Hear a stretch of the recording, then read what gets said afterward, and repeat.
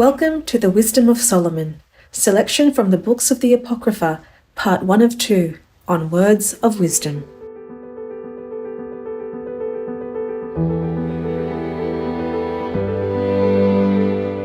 The Apocrypha is a group of ancient books with uncertain authorship, whose contents overlap parts of the Christian and Hebrew Bibles.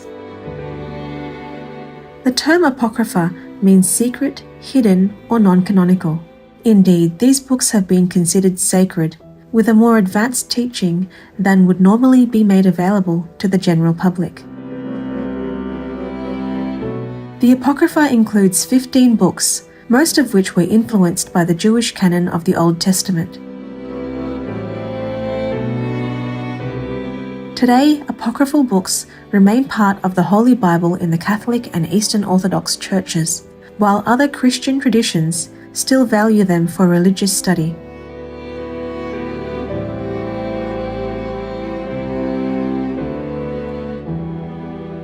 One of the Apocrypha books is the Wisdom of Solomon, in which wisdom is personified. Such is the emphasis placed on that virtue. Written in ancient Greek, the Wisdom of Solomon is believed to have been composed not by the beloved King Solomon himself, but in tribute to him by a Jew from Alexandria, Egypt, centuries later. Today we will explore an enthralling selection from the Apocrypha book, The Wisdom of Solomon, in regards to the true virtues of life, being the real means of approaching it, as wisdom is elaborated on as treasured goal for us to achieve. Wisdom is referred to as she, and is being described as an ultimate richness of life. The Wisdom of Solomon.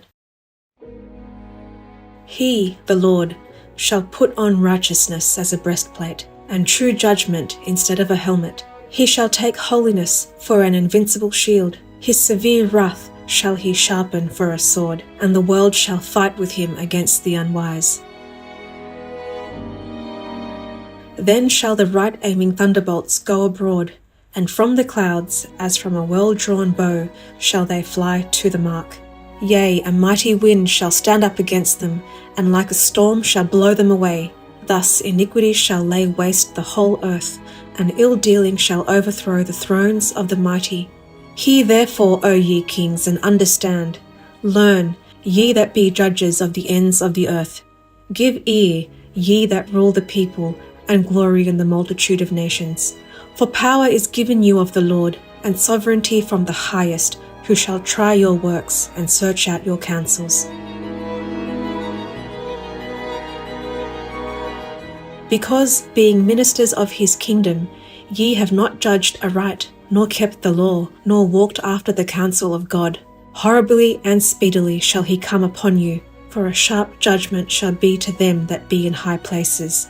For mercy will soon pardon the meanest, but mighty men shall be mightily tormented. For he, which is Lord over all, shall fear no man's person, neither shall he stand in awe of any man's greatness. For he hath made the small and great, and careth for all alike. But a sore trial shall come upon the mighty. Unto you therefore, O kings, do I speak, that ye may learn wisdom and not fall away. For they that keep holiness holily shall be judged holy, and they that have learned such things shall find what to answer. Wherefore set your affection upon my words, desire them, and ye shall be instructed. Wisdom is glorious, and never fadeth away. Yea, she is easily seen of them that love her, and found of such as seek her. She preventeth them that desire her in making herself first known unto them.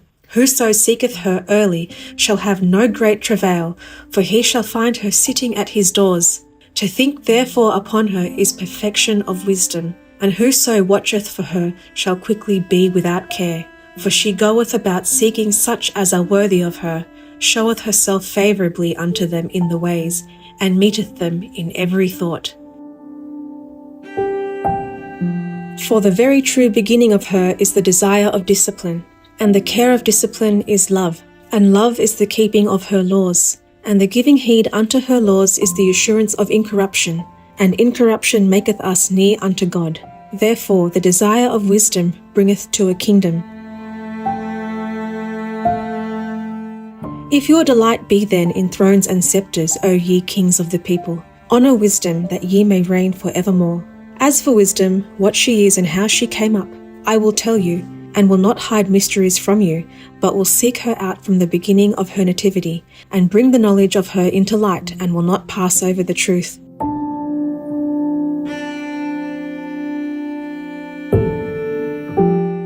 Neither will I go with consuming envy, for such a man shall have no fellowship with wisdom. But the multitude of the wise is the welfare of the world, and a wise king is the upholding of the people. Receive therefore instruction through my words, and it shall do you good.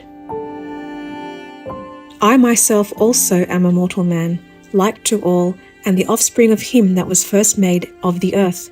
And in my mother's womb was fashioned to be flesh in the time of 10 months, being compacted in blood, of the seed of man, and the pleasure that came with sleep. And when I was born, I drew in the common air, and fell upon the earth, which is of like nature, and the first voice which I uttered was crying, as all others do. I was nursed in swaddling clothes, and that with cares. For there is no king that had any other beginning of birth. For all men have one entrance into life, and the like going out. Wherefore I prayed, and understanding was given me. I called upon God, and the spirit of wisdom came to me. I preferred her before sceptres and thrones, and esteemed riches nothing in comparison of her. Neither compared I unto her any precious stone, because all gold in respect of her is as a little sand, and silver shall be counted as clay before her. I loved her above health and beauty, and chose to have her instead of light, for the light that cometh from her never goeth out. All good things together came to me with her, and innumerable riches in her hands. And I rejoiced in them all, because wisdom goeth before them, and I knew not that she was the mother of them. I learned diligently, and do communicate her liberally. I do not hide her riches. For she is a treasure unto men that never faileth, which they that use become the friends of God, being commended for the gifts that come from learning. God hath granted me to speak as I would, and to conceive as is meet for the things that are given me, because it is he that leadeth unto wisdom, and directeth the wise. For in his hand are both we and our words, all wisdom also, and knowledge of workmanship. For he hath given me certain knowledge of the things that are, namely, to know how the world was made, and the operation of the elements, the beginning, ending, and midst of the times, the alterations of the turning of the sun, and the change of seasons, the circuits of years, and the positions of stars, the natures of living creatures, and the furies of wild beasts, the violence of winds, and the reasonings of men, the diversities of plants, and the virtues of roots, and all such things as are either secret or manifest, them I know.